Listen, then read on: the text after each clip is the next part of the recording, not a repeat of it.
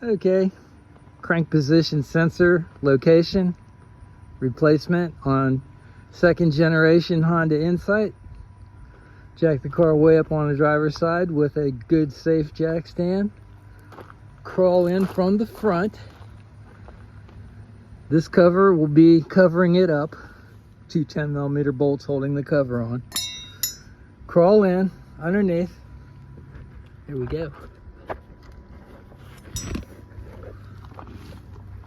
Go to the rear side of the motor,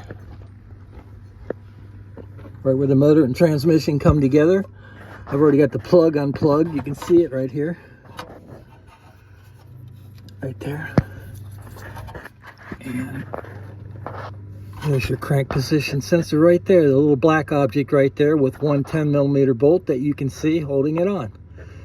It's right where the motor and transmission come together on the rear side.